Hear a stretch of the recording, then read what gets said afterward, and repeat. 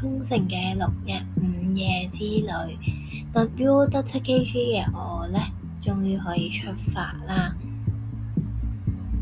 降落嗰下呢，就大概6點開始到暈嘅，咁就即刻出去揾 Chikawa 啦。咁佢喺機場嘅位置啦。咁第一日呢，一出發呢，就等車接，等待期間就行機場啦。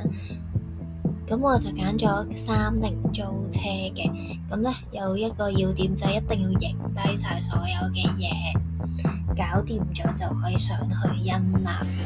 去到阿古豬人家就揀咗一個4,500嘅1人餐，不過睇緊份量呢，就嗌住一個，點知過咗last order，就揀咗呢個紅薯味葱雞啦。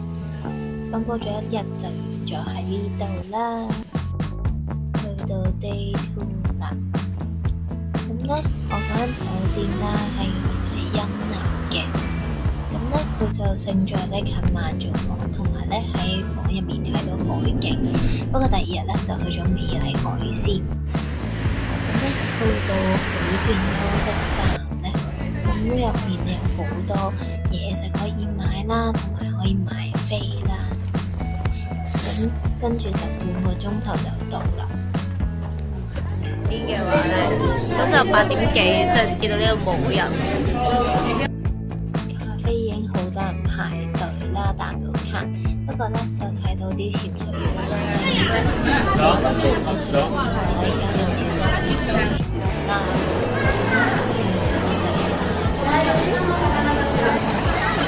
同埋咧佢哋都有好多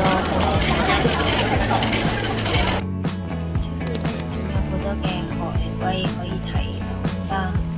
咁下一站呢，就係揸車去避乃福龍道啦。咁佢有個流裝體驗超級平，可以打卡啦。不過呢，我個人就覺得麻麻地靚嘅。熱到爆就即刻飲咗咖啡同埋沙冰啦。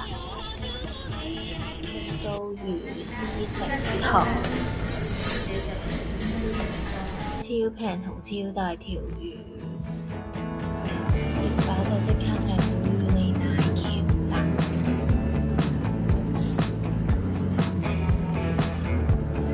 個月台呢都係藍天白雲嚟嘅，超級靚啦，影相打卡。咁首先係去沙灘，經過高爾夫球場上古宇利塔就睇到全景。到古宇利海灘有2個心形，玩下水，望下海，睇下日落，用笑容結束一整日。然後呢，就去當期買手信啦。第3日係忙碌嘅一日，我哋要執行李，今日會直落南部啦，轉酒店啦。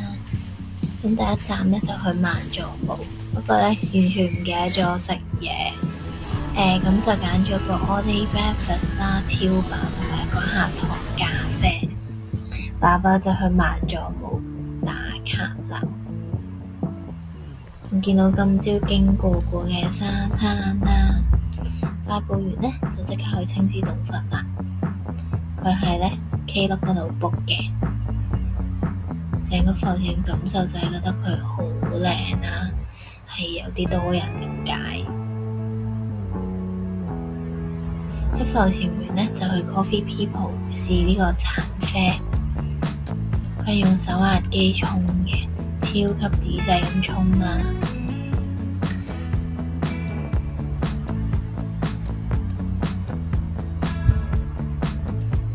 就去到殘波架。呢個要擒上99層樓梯嘅勁啦，係會到咩叫欲窮千里目更上1層樓啦。上面呢嘅顯示器呢有繼續照嘅，咁就直落美國村。佢哋呢有個位叫貓之道，但係一隻貓都唔見啦。咁係呢個公園嗰度呢有得玩。到熱一熱就要食凍嘢，去食雪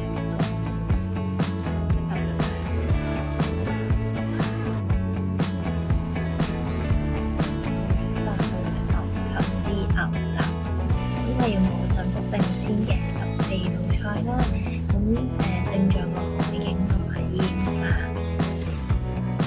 係調味啦，每一個都細細份嘅，睇住日落咁樣燒。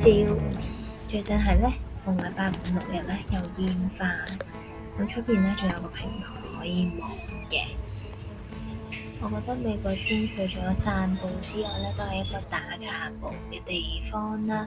最尾就去到喇叭嘅酒店休息。到第4日啦，自然係咖啡優先啦。佢哋好仔細咁去揀豆，等咗一段時間，終於有啦。咁但係咧，因為已經好夜啦，就去到西門市場，咁就去好多間鋪頭。咁咧，其實勁抵食啦，好多生食，好多熟食。不過咧，考晒咧就淨係揀咗一部分。附近咧仲有一間咧叫沖繩樂動館嘅，咁係一間工具鋪啦。然後就去到啲 MM 水族館啦，有各類嘅體驗啦，同貓頭鷹合照嘅，見到樹奶，好多好少見嘅動物啦。咁仲有一啲譬如死皮嘅體驗，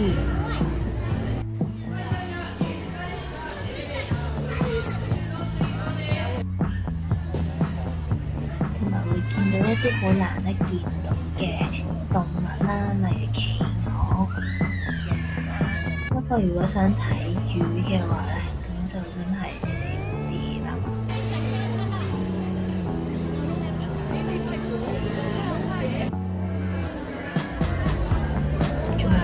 見唔見到啊？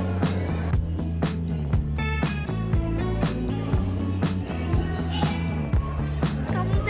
最後咧，仲有豬同埋鴨仔嘅。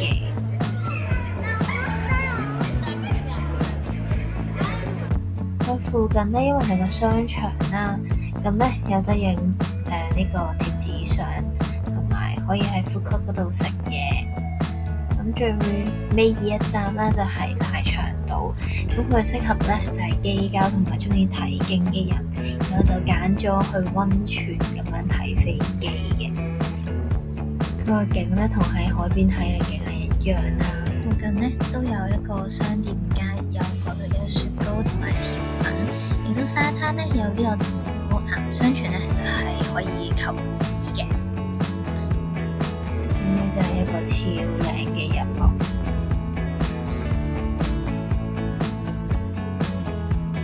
有啲後悔啦，冇喺立湯嗰度睇呢個日落。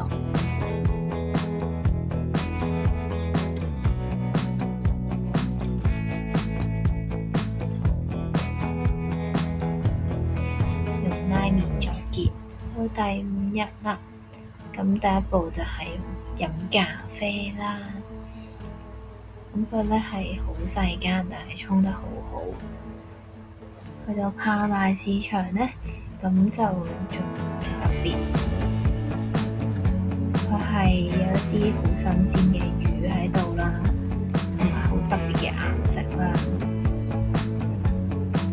咁我就揀咗一啲魚生同埋一個熟食嘅。附近咧都有神社可以去，咁叫泡瀨神社啦。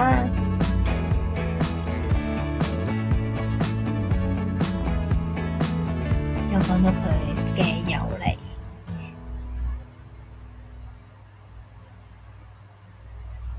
去完就再去一間咖啡，佢都幾出名，好多人喺度買豆嘅。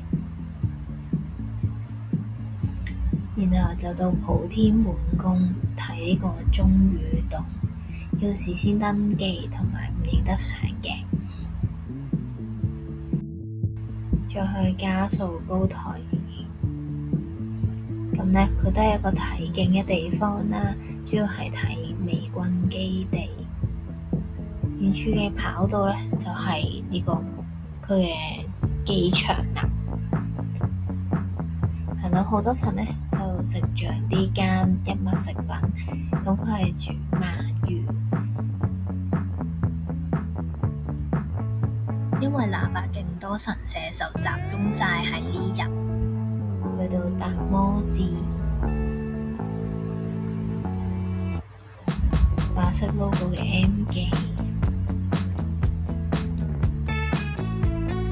去波上宮同埋附近嘅海灘睇日落，但係我唔記得咗佢唔點收，咁就完全錯過咗啦。咁就唯有喺度睇呢個日落啦，但係感覺個景唔係太特別，但係行過去又有驚喜喎。今日錯過咗好多嘢，包括呢個就係木字市場啦，可以買完海鮮上去煮。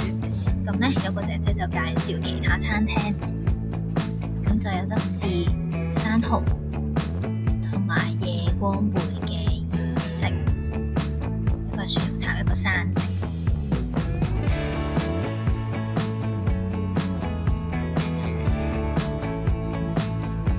唔夠飽，所以喺附近充飢，咁就揀咗呢間雪糕啦。相信食拉麵就放棄咗啦，見到呢個隊。最尾一日呢，就淨係去拍個市場，咁佢都係一個好吸引嘅市場啦，入面有好多嘅生食熟食嘅鋪頭嘅。